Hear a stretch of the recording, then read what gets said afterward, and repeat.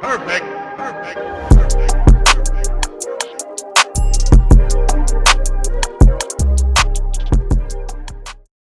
What's up everybody, welcome back to the channel and welcome back to another video.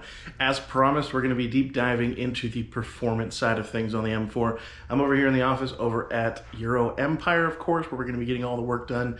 And pretty much what we're doing today is the crank hub fix. So the crank hub fix, as everybody knows, is a huge problem with the S55 motor, making sure that you don't spin that when you start to crank up the power. So that's going to be number one on the docket. Now I am going to break these videos up into several different episodes so we can not have so much of it. It's a little bit easier digestible that way. But everything that we're going to be doing is crank hub, we're going to be catless down pipes, charge pipes, J pipe, intercooler, heat exchanger, as well as a tune. We're going to be doing MHD, I think is the route that I'm going to end up going, and oil change, spark plugs, and then we're going to be replacing a few seals while we're in there as well. So lots that we're going to be doing, a ton of really cool stuff, and then by the end of the week this car should go from completely stock all the way to full bolt-on, so it's going to be a totally different car. So I'm super excited. The EuroMpire team here is awesome in what they do. I trust nobody else but them to work on this, so I'm super excited to see what they're able to pull together. So I'm going to get all the parts laid out so we can see pretty much everything that we're going to be installing. Now, a lot of these parts are used. If you guys know me, you know I'm always out here to make a deal. So when I see really good used parts in the market, that's really what I go to. And a lot of these parts are coming off of What's Your Forte's car. My buddy James, he only had them on the car for about 6 months, so a lot of these parts are barely getting broke in.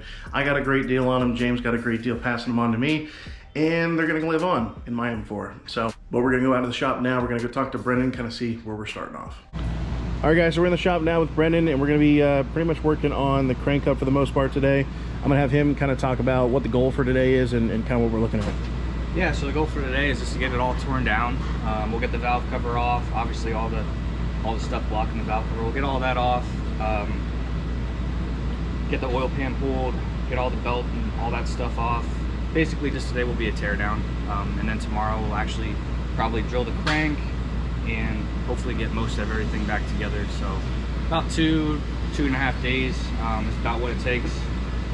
And then I think we're also doing a bunch of fun stuff too while we're in there, right? Yeah, just a few bolt-ons, but so what we're gonna do is we'll probably pull everything out and set it up here on the table, kind of so we can see what all we're gonna be installing. Great. And kind of go from a checklist. We've got kind of the work list here, everything that we're going to be working on, but we're going to lay everything out so we can see what we're working with, and I'll kind of show you guys an overview of all that. All right, so we've pretty much got everything laid out here. So here is our crank hub, our 2-pin crank hub we're going to be replacing. We have our charge pipes, our J pipe, catless down pipes, and our intercooler. And all of this is CTS turbo parts. The only thing that we're running at CSF is going to be our heat exchanger. And then we're going to be doing an oil change, valve cover gasket, right? Yeah, I mean you're low miles, so there's really, you know, if you were up around 100,000 miles, we'd probably just do the whole cover. But since you're what, like 37,000, 32, oh, 32, 32, yeah. So yeah, we're just going to replace the rubber gasket and we'll reuse the actual valve cover itself. Cool. Well, I'm not going to bother Brendan too much today. It's mostly going to be a time lapse. I'm not planning on doing any type of DIY for the crank hub. Obviously that'd be a nightmare. So it's gonna be a lot of time lapse video, but we're gonna pop in here every now and then, kind of figure out what he's working on, what actually pieces he's pulling out or cranking on at the time. So we'll let him get to work and we'll get started.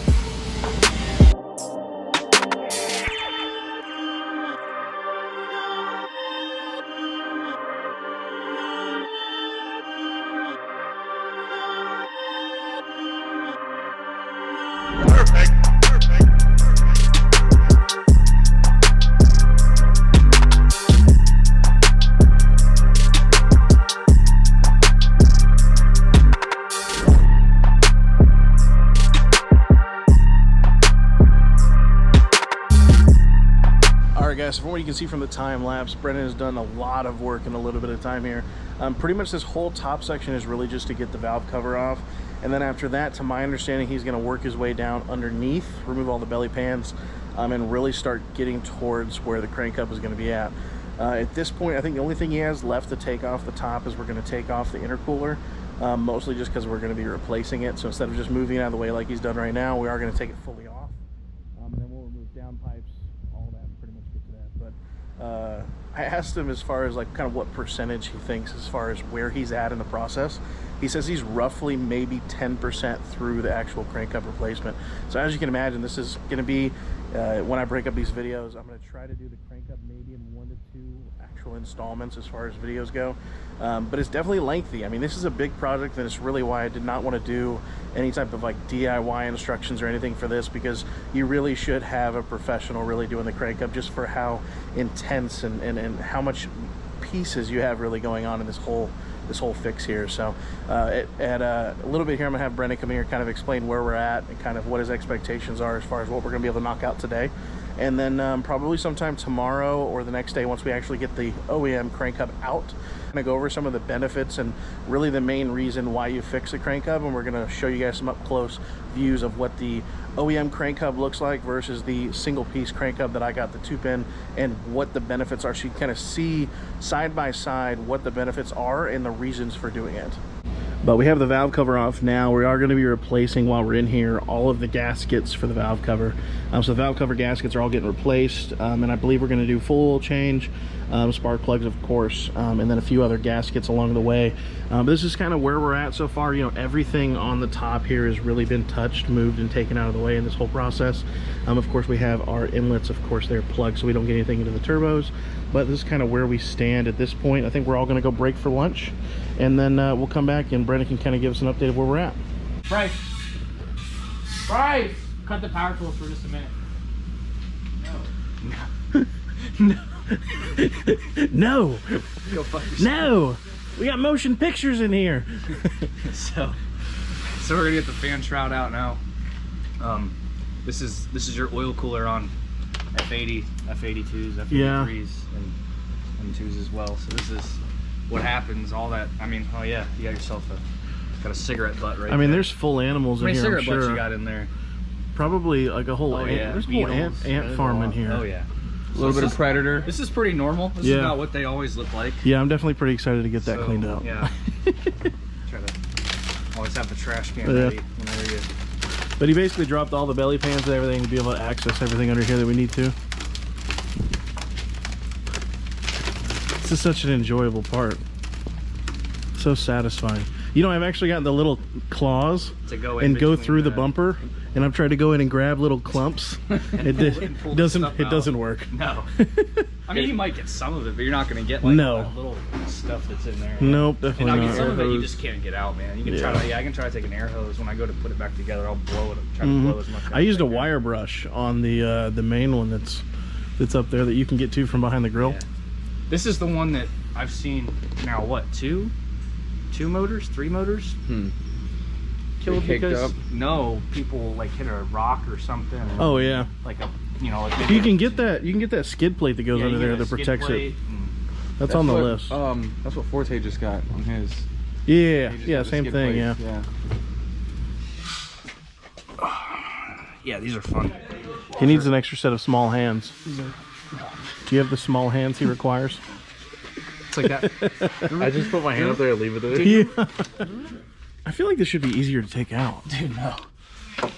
They do not want you to take this out. It doesn't even look like it slides out like once you release everything. You gotta count it. So taking out the fan gives us what? Just easier access to where the cranko is? Yeah, it allows me to get a drill in there to actually drill into the crank hub. And then I also have to get the crank pulley and all that stuff off, so this gives you the room to do so. I'm pretty ecstatic about getting all those bugs out. Probably more than just getting the crank hub, just getting those bugs out. Here. Yeah. Perfect.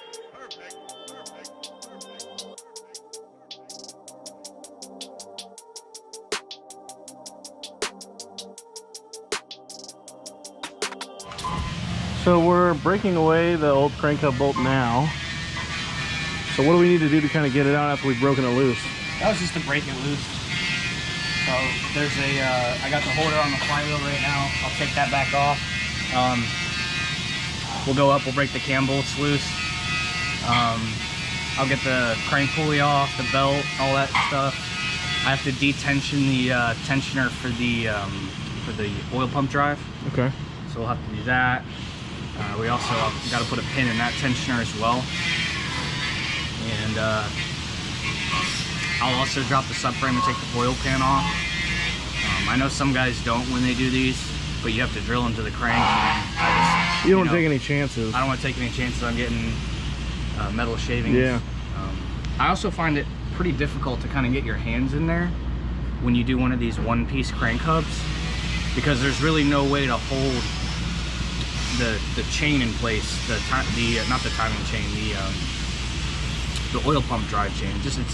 I find it a lot easier just to take the oil pan off. I mean, anything to make it easier to get to. Yeah. Now if you do one of those like VTT ones where it's like the spline lock, and you're just pretty much taking out the old hub. Yeah, because I mean, you're not drilling in. No, you're not drilling in anything. You don't necessarily have to take the oil pan off for that. You can just kind of. I think some guys have even taken.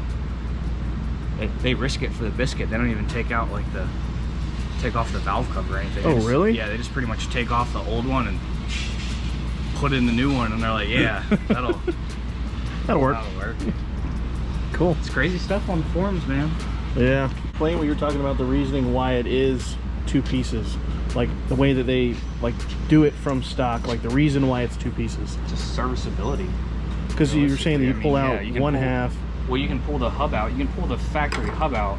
You can just pull out the entire timing chain drive, right? All the guides, all that stuff can just come out as one unit. So without having to mess with the other half of it, basically. Without having like a timing case cover. Yeah. Like you would typically have on like a V8 motor or something like that. Yeah. So it has its benefits from an engineering standpoint, at least. But I mean, like you said, I mean, most guys are gonna, eventually all power levels get boring, right? So most guys are gonna end up flashing it. Once you go beyond factory power levels, that is what it is at that point. They never engineered it to go to that power level, so everybody kind of overcomplicates these motors when it comes to timing them, but I mean, it's not hard. You just got to have you gotta have the special tools to do it. So that tool does what? It just holds. So you see how what do you call these little barcodes? Oh, the QR codes? QR codes. Sorry, I don't know why I was blanking on that. Yeah, you just make sure those are facing up. So the tool basically just keeps them in place. Yeah, it times the motor. So okay. Cylinder 1 will be in TDC right now.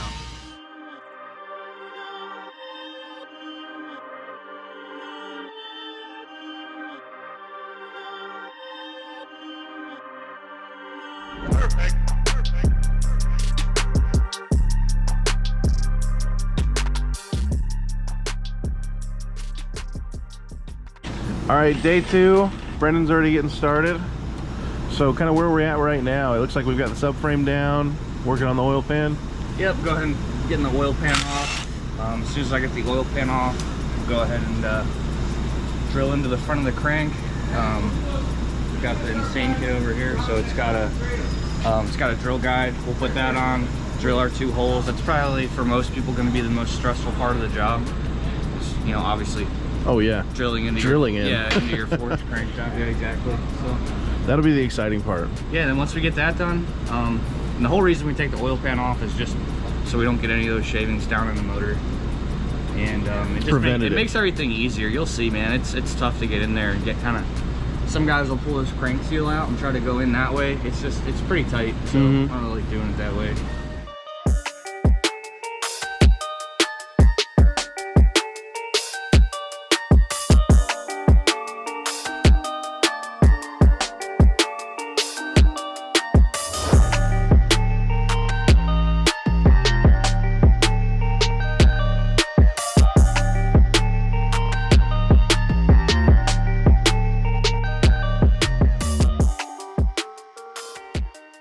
So there is our OEM crank hub.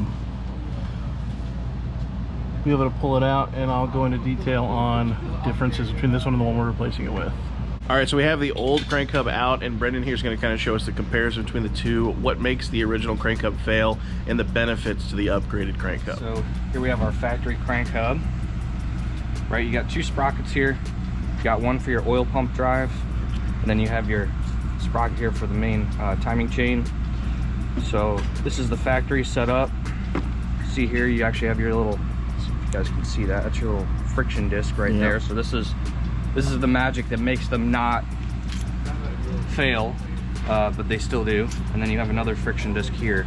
Because it's really just the friction disc that's keeping them moving together. It's the friction, well, from moving, yeah. So you have the friction disc, and then you have your bolt that then goes through here. And that tension is what then keeps them from spinning. And obviously once you increase the power of the car, and I think some guys have had them fail even on stock power levels, basically what happens is just a little bit of slippage, right? Just a little bit of it moving separate from the hub, and that's enough to throw off the timing. And hopefully it just throws off the timing, because if it actually really does, you know, fail completely, more than likely the valves are going to get damaged. You're going to have valve to piston contact. That's never a good thing.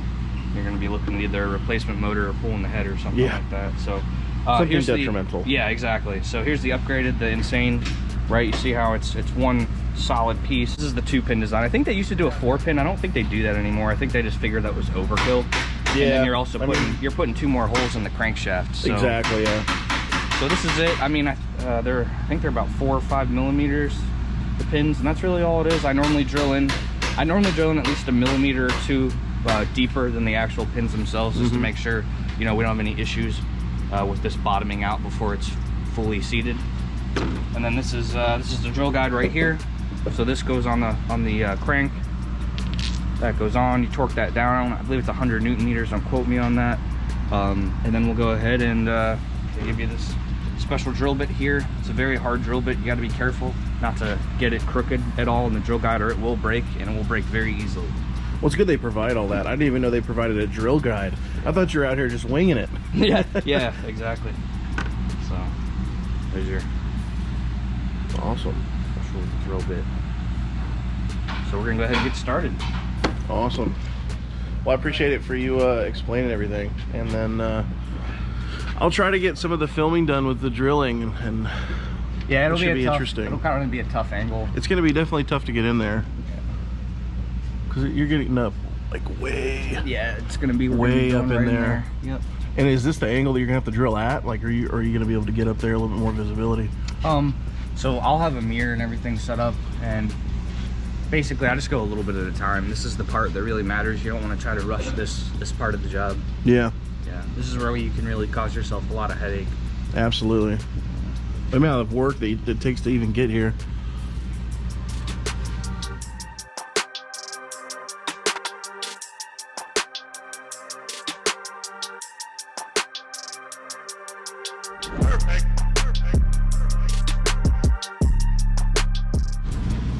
You're drilling now. This is the moment. This is the moment. Yep, we're getting there. The one and only moment. No pressure or anything. Oh, I just have to find the hole. It's been a while. No pressure. That's the other thing, right? It's basically no pressure. Yeah, no pressure, but this will be live streamed.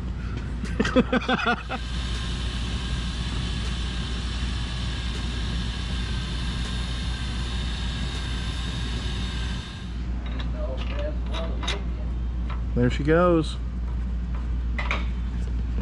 Yeah, the new one's already in. It's kind of a pain to get everything lined up, because you have to get those pins in. You also got to make sure both chains go around it, since everything's fixed now. So you have everything already tightened up on the chains and everything? What do you mean tightened up? Like, I'm meaning it's already on the crank hub part. Yeah, there's still a pin in the oil pump chain drive, so it's not. So you see, it's still detensioned. Yeah. What I normally do before I release that is I normally put that at the setting torque. I think it's I gotta look it up again. I believe it's 100 Newton meters. Okay. It's 100 Newton meters and 270 degrees of angle, I believe. She's on her way. Performance parts to come. Oil pan going back on. We're on the come up now, right? The come up? Yeah, we're going back. We're putting stuff back on. That means we're almost done. Yeah. It should be finished with the whole car in like 20 minutes, right? 1,000 horsepower. Yeah, 1,000 horsepower. 1,000 horsepower right there. Yeah. One oil pan gasket. Yeah, we were trying to find out ways that we could, you know, get rid of some weight. So we took out one of the turbos. So we just one turbo now. One small single turbo. Yeah, we just wanted to help save some weight. Just one small OEM stock turbo. All right, guys, so I told you I was gonna break this up into a little bit more digestible episodes. So this kind of sums up this video, which we really focused on the crank hub. Now, a lot of this work we had to do to replace all of the bolt-ons anyways, but the main reason why we had to take all these parts off is just to get access to the crank hub. You can really see how much work and how many things you really have to take off just to get down there and replace the crank hub. So I'm gonna end this video here, and in my next video, we're gonna be starting on bolt-ons. First thing we're probably gonna do is, while we have the subframe dropped, we're gonna try to possibly go ahead and put in the downpipes because it makes it a little bit easier. But from there, we're gonna go ahead and start adding on the bolt-ons. We may actually finish this up sooner than the end of the week and be able to get it on the dyno, get MHD tuned into it, and actually see what kind of power we're gonna be putting down. So I'm super pumped for what's next. And if you guys are, be sure to subscribe to the channel. But as always, I appreciate you guys watching, and I'll see y'all in the next video. Perfect.